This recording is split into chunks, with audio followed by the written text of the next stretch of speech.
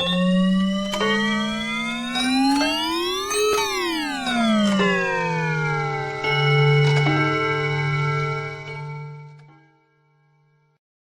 afternoon and welcome to the show. I very do much appreciate your time with us today and your time. I'm very grateful for you, actually. Thank you so much, Reda. It's a pleasure being here with you You're today. most welcome, Doctor. Thank you. Doctor, for a starter, please tell us your backstory. Who is Dr. Olga and why do you do what you do? Okay, so I'm a clinical psychologist. This is my background. I start working with neurodiverse children at the young age of 19 years old, more or less. I was still in college, and I had this part-time job in the Portuguese Association for Autism and Developmental Disorders.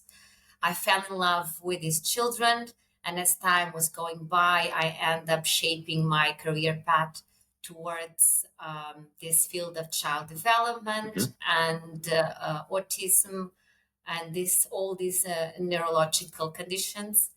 I have a bachelor degree in clinical psychology and counseling. I have a master in behavior therapies, and I have a PhD in clinical psychology. Wow, so you must know many things about human behavior, in a sense. Doctor, let me ask you something. Can you please identify to us what is autism? Because some people have like different perspectives of it. They have some misconceptions. So what is autism? So autism is a neurodevelopmental disorder. It is a pervasive disorder, means there's no cure for autism. So people will not grow out of autism. This is a myth related with autism that should be addressed. So I would say that to make it easy, the two main characteristics of autism will be difficulties in the communication and the social interactions. And they come together as well with repetitive and very restricted interests, and in terms of interests and also in terms of activities and behaviors. So these are the two main characteristics related with autism. Yeah. Doctor, can we develop it? Or is it something that we are Yes. born with? So we born with autism. So we need also to highlight that it's not because my child had this vaccine that that he developed autism. This is another myth that has been largely addressed. So it's a genetic condition. So you born with autism.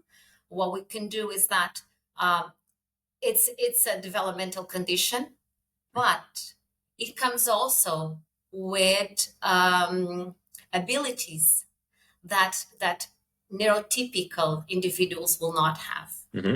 And this is really important to address. It's a condition, comes with challenges, but it comes with abilities that are extraordinary to our society, into our world. For some reason, the genes behind it will unfortunately, we were not able, or fortunately, we're not able to identify those genes yet, but they prevail till our days. So autism has something that has helped to evolve our species. So I don't like to see it as a disorder. I prefer to see it as a neurological condition. And what are, let's say, the type of behavior that someone with autism will demonstrate? Like, because some people usually have a, let's say, misconception between autism and ADHD. So how can I identify it, for example, then say that this is autism? So it means that this is how I should behave or act with this person. Well, if you there's a saying in the community that is very I think it says a lot, which is if you met a person with autism, you met one person with autism. The way that two main characteristics can manifest can vary a lot in many people. For instance, you can have we can have a person on the autism spectrum that is a really good public speaker. How come a really good public speaker and with autism? We can also have the idea that is more common, that all autistic individuals will be brilliant mathematicians or really good music players. Mm-hmm. When you talk about child development, there are a few things we need to look at. For instance, that good child that since birth slept all night Mm-hmm. without asking for any comfort, any crying, this is something to look at. Oh. When we talk about the little baby that flaps hands like this, often when this kind of behavior, it's just something that we look at. When there's a delay in the language acquisition, we should look at that. Could be a red flag. When there's also some sensory difficulties, like walking the tiptoes, being very sensitive to certain textures, feeling overwhelmed with certain sounds. So these are big red flags that we should look at when you talk about children. But if you, in the future, for instance, if we meet somebody on the autism spectrum, it could be really difficult to say, oh, I will never tell this person is autistic, because you don't show as autistic. I see. Now, speaking of which, would they have, let's say, a harder time in learning a new skill? Or would they learn on the same rate as someone who is not autistic? So it depends on the skill. Autism sometimes comes together with sensory difficulties, and learning a new task can be very challenging. For instance, I'll give an example. If I want to teach, they might have a really difficult time to grab a pen and write. This kind of writing will be extremely difficult. I see. But for instance, when you're talking about if for certain mathematical concepts, and I offer the possibility for 11 years old, 12 years old to play and to code or to solve an algorithm, it might be to that and learn that immediately and really fast. We're talking about the same person that's struggling to grab a pen or to be able to put their food on their plate. Might also be the same person that will solve a mathematical problem in a few seconds. I see. So when we think about autism, it's easier to see it instead of the wrong idea of the spectrum of higher severity with very high levels of impairment and no levels of impairment, almost normal levels, very close to normalcy. We should see it as like a Swiss cheese with some specific difficulties here and there, but at the same time, extraordinary abilities that when we compare two children, for instance, in their ability, I would use the math, but could be other tasks, they will be able to solve problems in math really fast, and they will take more years to be able to read, for example. Not because they're less intelligent or they have any intelligent difficulties. It's related with the characteristics of autism. I see. Thank you very much, doctor, for differentiating. Let's talk about dyslexia. I recently started hearing also about it.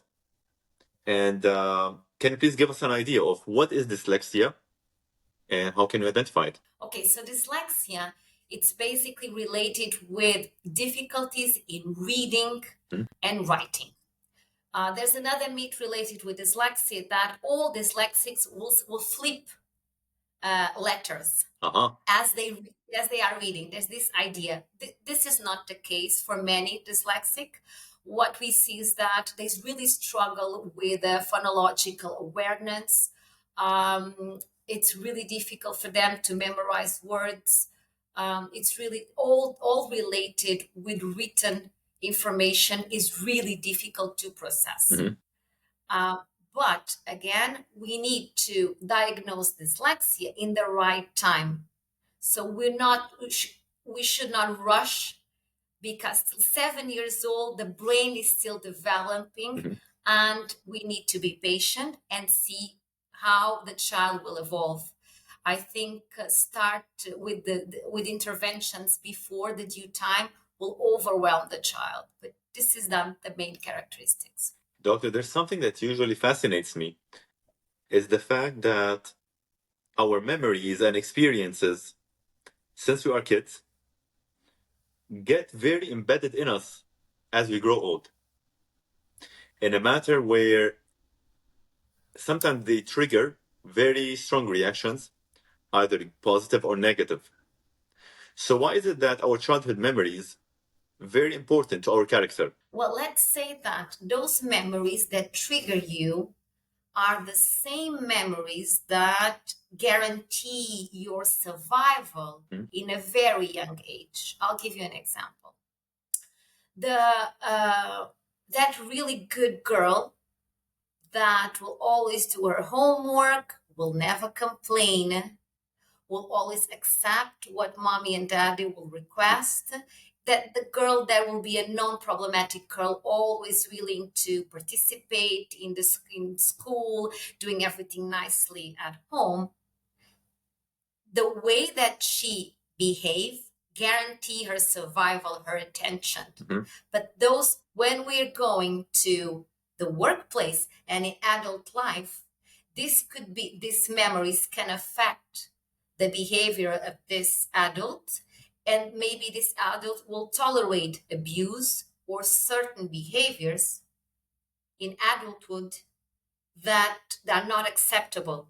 But because saying yes to everything when she was a small child makes her life easier, and these memories of being easy when friends' parents are having argument or certain moments of our life that we still keep in our minds, sometimes this same memories can have a very bad impact on our future as adults. I don't know if I answered your question, yes, but exactly. It's important. Which brings up something else in my mind. Why usually they say, for example, it's easier to teach a kid rather than an adult? So in a sense, learning new language or skill for a young person is easier for someone to learn it later on at life. Does it have to do anything with our neuroplasticity? Do we lose that as we grow older? We tend to lose it. Of course, we lose it because the brain of a child is developing, and there's ages that are crucial. For instance, to learn more than one language, to become bilingual. So early childhood would be really important. That doesn't matter. That will not happen late in life, but it will be much more difficult. So our neuroplasticity will change. However, what we know that because we have, for instance, studies done with brain injury because of car accidents and so on and so forth, our brain can do incredible things. And we have seen that areas of the brain assuming the abilities that other areas that were damaged used to do, and perform it really well. So our brain is incredible. Wonderful. Doctor, usually I notice that, for example, for a certain action or for a certain thing that happens in our life, maybe I would react to it in a way and you would react to it in a different way. My question is, can we touch on why that happens? Or can we only say it's because you had different experiences than what I had? In a sense, can we touch on why people have different reactions to the same thing in our brain? There are many reasons for that. We born with our temper, which is our kind of we are equipped with our temper, our tendencies. We can talk like that. Our tendencies to behave in a certain ways. For parents who have kids, even twins, identical twins, they will have different tempers. As they grow, they develop different personalities. Some of us are more introverted, some of us are more extroverted, and that will affect the way we react. I see. Also, it's genetic. It could be we have a genetic predisposition. For instance, personality disorders are also related with genetic predisposition. This is what the studies are showing. But the way that the environment will promote or refrain them to happen has a really big word to say. So it's a balance between environmental and innate condition and genetic. I see. Doctor, usually I notice that, for example, what was I going to say? That I wake up on certain days feeling, let's say, clear-minded. And on certain days, I have, for example, more of a less temper. Now, can we touch on that as well? And can I say that this is the same thing of why, for example, I would react differently to a certain thing than you? In a sense, why is it that we fluctuate with our behavior on a daily basis? In a sense, does our brain go through any changes along the way that affects our reaction? Our brain goes through so many changes. I'll give an example. Now we have more studies saying that hormones really affect the way that the brain of the man works. There are more studies related how women will react, for instance, depending on the time they are in their menstrual cycle. This is more common for us to hear that women will be, when it's close to the period to come, they will be more impulsive, they will have less temper. But what we are noticing now is that the same happens with the brain of the man. It's not so well studied, but it also it's really important. So in terms of our the way we eat, imagine our brain is affected so much by the way we eat. If we eat a lot of sugar, if we eat fast food, this will impact the way we'll behave. We'll be more tired because all our biology will be so busy to put that sugar in the right place and really fast because the absorption is really fast. That will affect the way we behave. When we have too much coffee, when we don't have enough sleep. So all of these conditions, nutrition, sleep, also our genetic predispositions. But genetic has a really small word to say in this case. It's the environment, and all we put in our bodies has a really big word to say. Doctor, speaking of the environment, what's the role of the family and friends in shaping our behavior? Do we get heavily affected by them?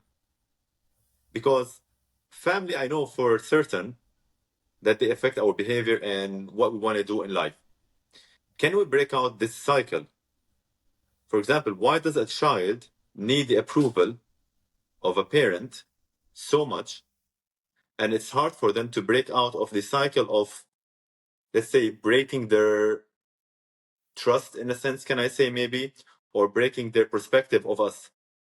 Why does it feel so painful or hard? That is a really, really interesting question. And it's really interesting because we are in a more collectivist culture, the Arabic culture here in the Middle East, and the way the self is seen. So the self in more Western cultures, it's more related with individuality, my needs, my wants, my career, what I need, what I want. And more or less, a child is shaped, their development, and their parents will grow this child, will raise this child to become independent, Reliance. not to depend so much from the family. However, it depends also on it's related also with the gender. But I would say in the Middle East, we're talking about a more collectivist family. Myself, me as a person, I only make sense as I am the daughter of somebody. I am the mother of somebody. There's a family has so much to say. So also it depends on the culture has so much to say in terms of that. And I would say that in more collectivistic cultures, Asian cultures in general, it's more challenging to to step up and create that individuality and to put your wants Ahead. ahead. That will happen in more Western cultures, I would say. When you think about marriage or career choice, now things are evolving in a different path and really fast. But 20 years ago, it will be unthinkable for, I would say, that an Asian woman to become an astronaut. True. Now it's, of course, why not? Yeah. So times are changing, but the culture, it plays a role in that. Plays a role in setting, let's say, the role of the female or the male in the culture, in a sense. Yes. So Yes. I think that we can relate this to the self-awareness in different cultures, or let's say the self-purpose in different cultures, and how the environment and the way that we grow affects our, let's say, inner ego, in a sense, or inner soul, I think, if I may say. Doctor, what does the human brain is searching for? Because when I talk to people, they always tell me that, hey, we are looking for happiness. We want to have comfort, we want to have peace, and just live freely somehow. Can I say that the human brain is lazy and wants us to always be comfortable? Well, I would say we're all looking for a purpose. Mm-hmm. And I've seen that mental health is also related, higher mental health and physical health, but mostly mental health is related with having a purpose. Those who have a purpose, they live longer and happier. Those who search happiness, it's a state that comes and goes. And this addiction for happiness that I would say this Western American Anglo-Saxonic idea that we need to be happy as create big damage in the terms of our well-being.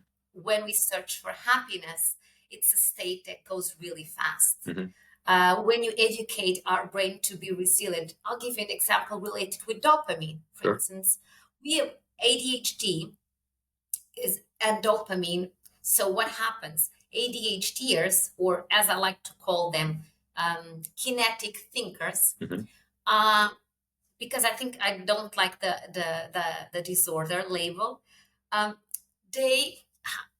The dopamine, which is that blue fairy, let's make it like that, the blue fairy that make us to be resilient, to overcome. For instance, I have this goal. I need to lose this much weight. I have this exercise plan. I have my meal plan. And every day I feel the pleasure. After I go to bed, I made it. I did it.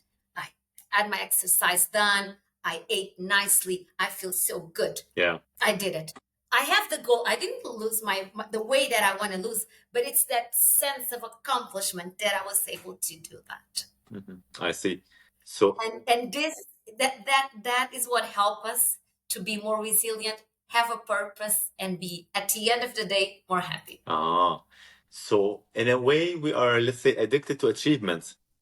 We are chasing this dopamine insertion in the body, let's say, the feel good, the hormone, or the feeling of achievement. But the thing is that when we consume a lot of electronics, it's dopamine for free. And it's overwhelming. I can see this many things happen. I can scroll down and see, and it's so stimulating. And this will disrupt our dopamine system, and this will create lots of problems. And I can relate to this. For example, it's very similar to insulin resistance. We get dopamine resistant because dopamine is always flowing in our body and we're always chasing it. So let's say the effect of it will not be as rewarding in a sense. Absolutely.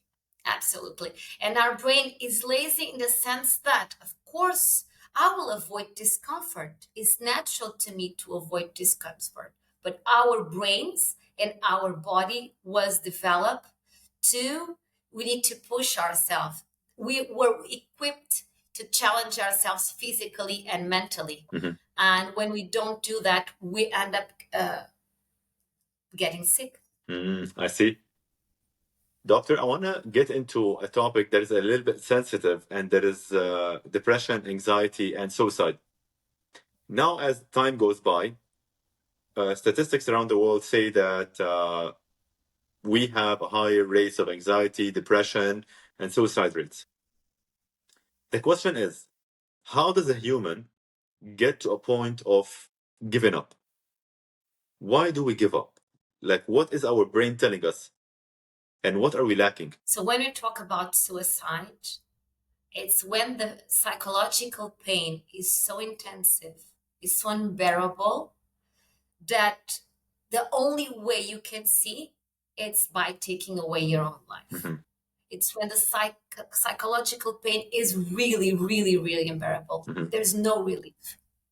This is when you feel, and I don't like, he committed suicide or she committed suicide. No, she died from suicide. I see. It's a disease that you die from. You're not committed. You die from a disease. And this is a myth I think we need to clarify. That when we are exposed to certain levels of anxiety, stress, and depression, you might end up dying from suicide. Down that path, let's say. Yes. So is it because of a lack of a certain hormone, dopamine maybe, or serotonin?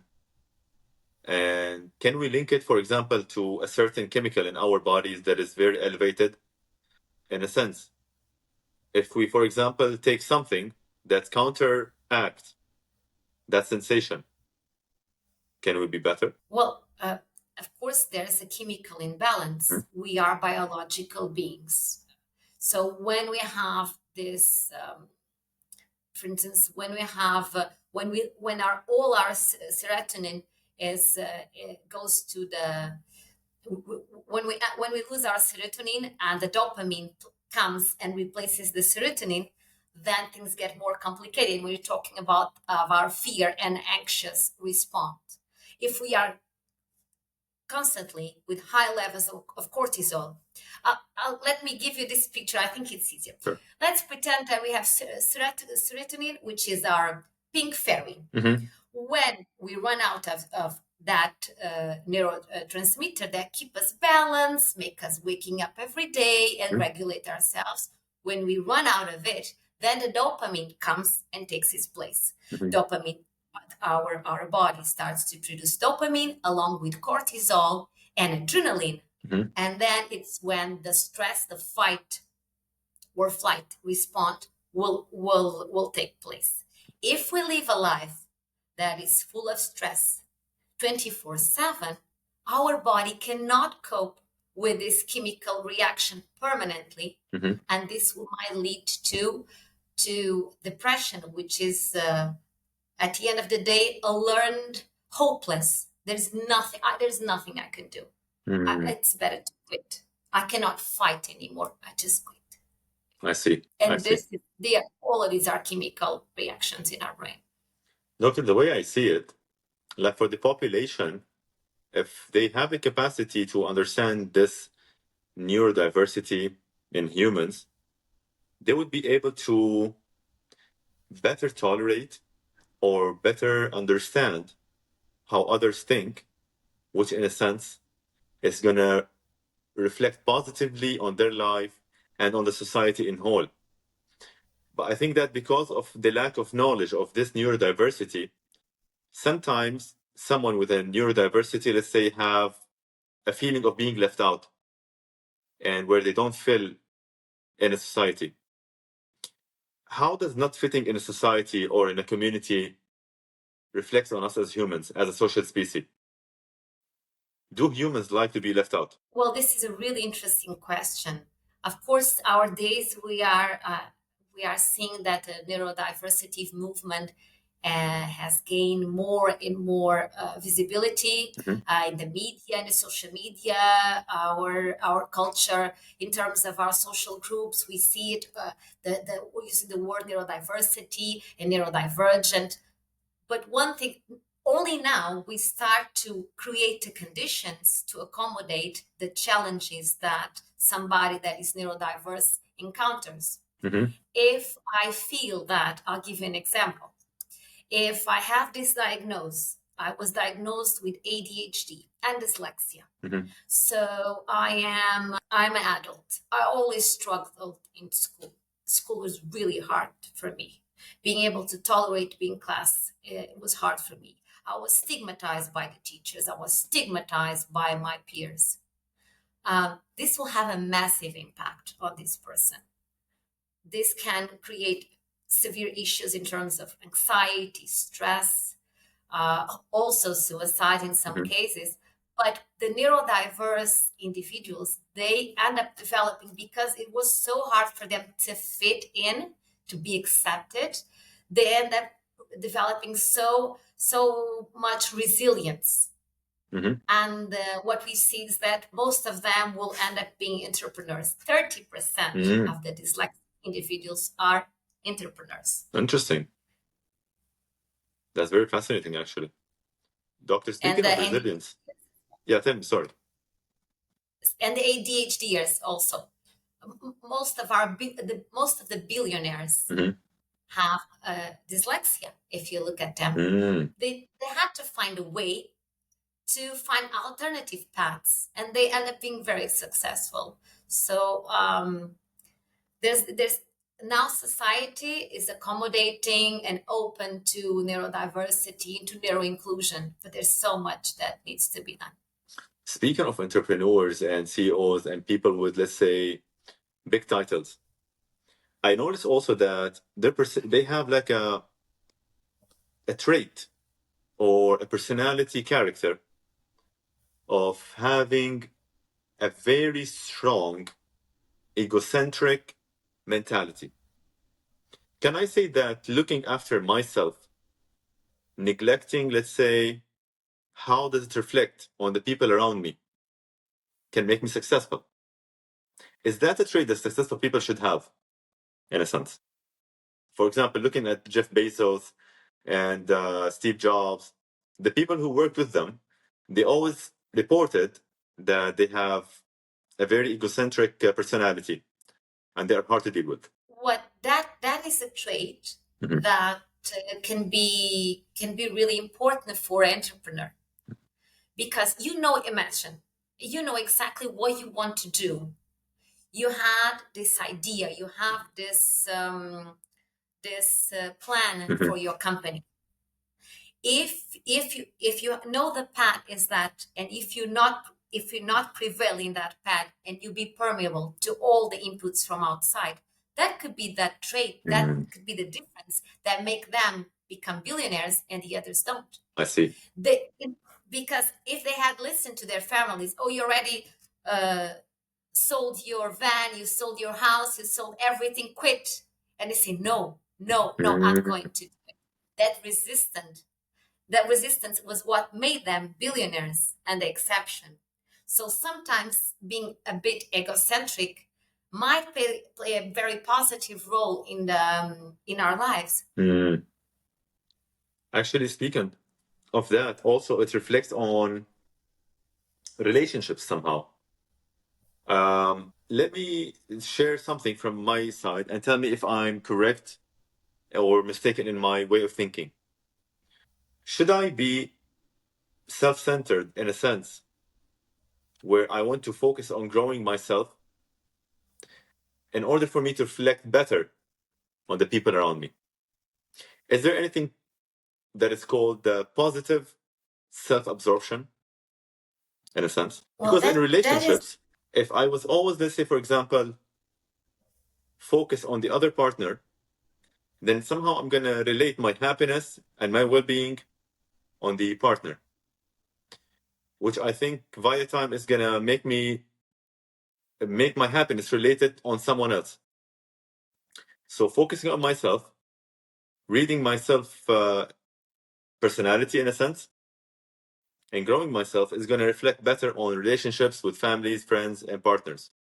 What do you think? Well, I think we have a very this new trend of working on myself, working on my goals, working on me. But what I've noticed is that when you overdo that, we end up neglecting relationships, your life in the community, and your own purpose. So everything needs to have a balance. So when you're telling me that, for instance, if I focus on me, means to have to take care of me and my well-being, and that could be just meaning I have boundaries, and you impose boundaries to the other. For instance, well, this is my boundary. I want to have, I want to do exercise this time of the day. This is important to me. I need to have these silent times, or I need to do this, or I need to do that. And this is something that you can work with the other. But working I don't like to call it like being egocentric. Yeah. Sometimes I think at the end of the day, most probably we're talking about establishing boundaries. Boundaries are something that you say you will do regardless how the other will react. And a marriage and a relationship is made of purpose, common goals, common purpose. Each part, if each one of them will need to nurture themselves, but at the end of the day, also needs to establish boundaries. I think this is really important. Very beautiful. Doctor, let's get into the topic of resilience. I think resilience is a trait that we should develop, in a sense. Can you please identify it for the audience? And how can we build resilience via habits in life? Let's say. I think small little habits that we can start to even to adapt to put in practice in our daily life. Small things. I want to have a cookie, but I need to finish this essay, or I need to finish this task. I really want that cookie. Let me push me to wait a little bit longer, 10 minutes, 15 minutes. I really want to crave. I really don't want to do exercise. Okay, I will not do it today, but tomorrow I will do it. So it's a way to small things that you do on your daily basis many times that will help to build up better your well-being in a much better way to become more resilient. I'm sure in exercise and the PTs will be will know this. I can talk about that in depth, but I will say that we can use to build resilience. It's something that we can educate ourselves every single day with small things that we can avoid on purpose that will make a big change in terms of our neuroplasticity. Very wonderful. Speaking of which, of delaying, let's say, gratification, I just remembered the famous study where they had the marshmallow study, I think they call it, where they had a group of children and they told them to eat a marshmallow now and they wouldn't have to get any later, or if they can wait, and they would give them more later on. And they noticed that those who wait had a better success in life later on because they had the capacity to control their desire and delay gratification. And they're more of strategic thinkers, in a sense, where they play the long game. Absolutely. So I remember when we were kids and our grandparents used to say, first the vegetables, then the dessert. Finish your homework, then you go outside to play. This helped to build resilience. Now what we do, we take our kids to a restaurant and we throw immediately advice for them to be happy, entertained, and don't feel any kind of discomfort. So they tolerate being sitting with their parents. So this is what we have changed. And ourselves, if we walk to any coffee shop, how many people you see sitting there having their coffee and just appreciating that moment, their coffee, reading a book and looking around. you will not see, most of them will be scrolling down Yes. in their and building and this kind of behavior will have a tremendous impact in terms of our resilience in the long run. I always try to reflect on it as do something which you hate or do something which you know that it's tough. So, for example, if you hate running, whatever it is, run more often. If you think that something is painful, do more of it a little bit just to build this tendency of going through the bad times to get the good things, in a sense. Yeah, exactly. Absolutely. This is the way that you end up tolerating and enjoying. Because when you are exposed to something that you don't like so much, you end up learning, enjoying that, and feel proud of yourself because, oh, this is something so hard to me. Yeah. And I was able to do it. This is something that we can encourage since early age. And this will really build resilient adults in the future, which I think this is something that parents our days are struggling a lot. Something crossed my mind now, speaking of parents. Like, parents definitely know that social media and bad diet is affecting their kids. And I'm 100% sure that they want the best for their kids. So the question is, why is it so hard for the parent to tell the kid no? Do you think that parents want to feel loved by their kids or hate being hated in the future, in a sense? Well, that question doesn't have any easy answer. Mm-hmm. I am guilty of giving iPad to my kids so many times and phone. I am guilty of that. I've done that many times. And of course, as parents, we want the best for our children. Yes. And we do the best we can under the circumstances. We also need to understand that parents are days, they have workload, a tremendous workload. They work for any hours. They end up working, they keep on working at home after the working hours. And it's a way to keep their children occupied, entertained, because they have this need to have the child entertained, because as a child, he or she didn't learn how to entertain themselves or play on their own. This is something that we are noticing more and more. Or they have the interaction of an adult, or they need a device to do it. So we cannot, the question is not easy. And if we want to add also neurodiverse children, and neurodiverse children will have sensory issues, especially with the food.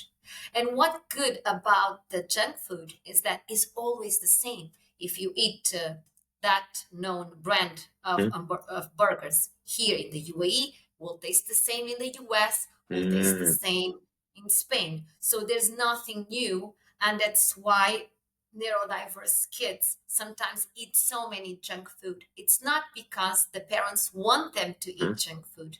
It's because it's the same, it's familiar, and they struggle with that. Also, sometimes they need to have an iPad to communicate, because many times autism comes, there are kids on the spectrum, children on the spectrum, they are nonverbal. So they need a device to be able to communicate.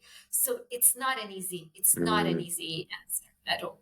I think via time, parenting is becoming hard and hard compared to the past, let's say, because of the very different external factors, the change of environments.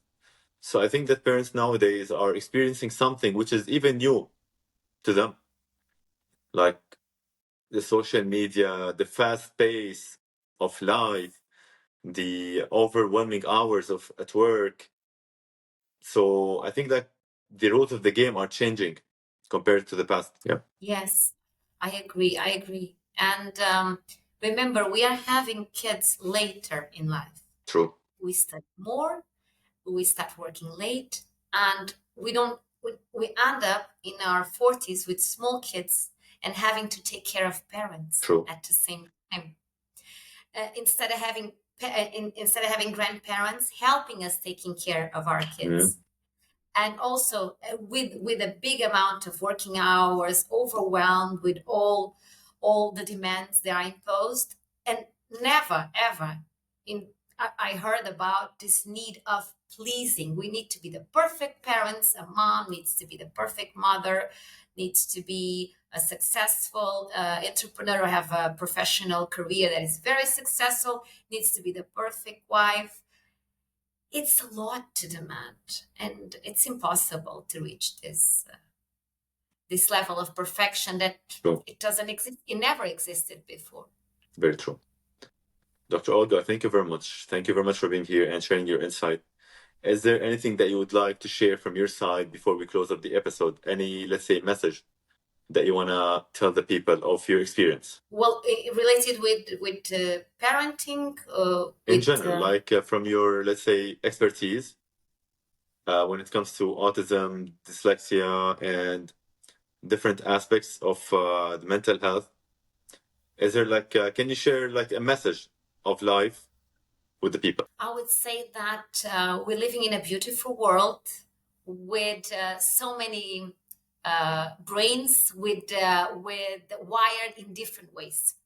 We need to cherish the way all of us are unique, and not looking so much to our differences, but looking more to our similarities. Search more for the good of all of us instead of our individual happiness. I think this will be a message interesting for all of us. At least this is what I try to do personally. Very beautiful. I saw that you are working on something that is called Neuroscience Lab. Can you please introduce it to us?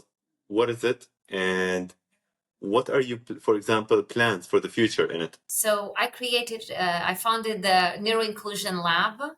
We are a DEI company in Dubai. We work for the entire Middle East. We are focusing we offer consultancy, training, a certification program in neuroinclusion. Mm-hmm. So we certified both individuals and companies to become neuroinclusive places. And at the same time, we offer career advisory for neurodiverse individuals that are having a hard time to find a job. It's difficult for them, could be difficult to apply for a job, write their CV, and deal with the job interview, don't know what to expect. So we do all this work.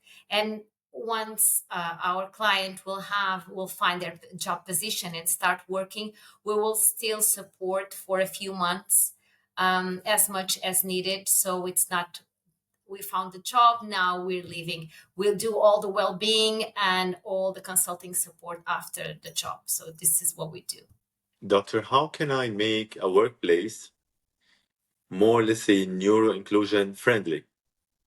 Like what are the steps that you, for example, evaluate the company on and advise them on changing?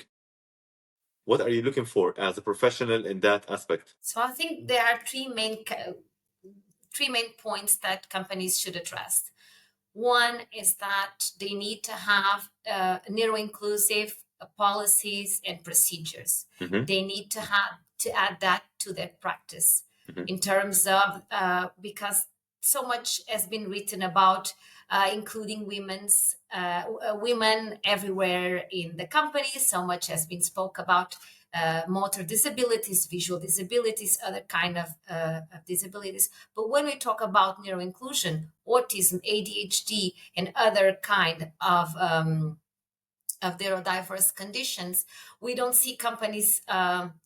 We see companies struggling a bit because they don't know what to do. And this is something really important to have that and put that on their website, to be clear that if I'm autistic, I can still apply for that job. Mm-hmm. And the company offer me the conditions to have a fair assessment and recruitment process. So the HR plays a massive role in creating neuro-inclusive workplaces. At the same time, we need to educate the entire company it's easier if you have somebody on each department that will be able to supervise. In a sense, there will be an intern advocate for their inclusion. So training for neurotypical employees, along with training for neuroatypical employees to know what to expect, to know what to do. For instance, having a meeting without an agenda is a no for a neurodiverse employee. It's an example. On the other side is also the social part and the environmental part. It means that if my company doesn't use universal design, or if the space, we have hot desks, we have open spaces and no private areas where I can, as a neurodiverse, I can use, if there's no flexible working hours, if there's no possibility to work from home in a few days, this will not help create a neuro-inclusive workplace. Along with the communication, small talk, difficulties in communication, misunderstandings. So communication has to be clear. And of course, if I'm autistic, I will not have any patient to be with my mug talking about the weather and how was my weekend for 5 or 10 minutes. I don't see much purpose on that. And this could somehow create some friction and say, oh, that person is non-sociable, that person is not empathic, doesn't want to talk with us, it doesn't belong to our group. So these 3 areas, I think if companies work on those areas, and we are here to support them, that will be a really, really important step. Doctor, something crossed my mind now. For example, me, let's say I'm the leader of a certain company. Should I expect the same outcome from someone who's neurodiverse compared to a normal person? Or should I lower the standards in a sense where it meets the challenges? For example, let's say the other question is, can a neurodiverse personnel fit in any position? Well, DEI means diversity, equity, and inclusion.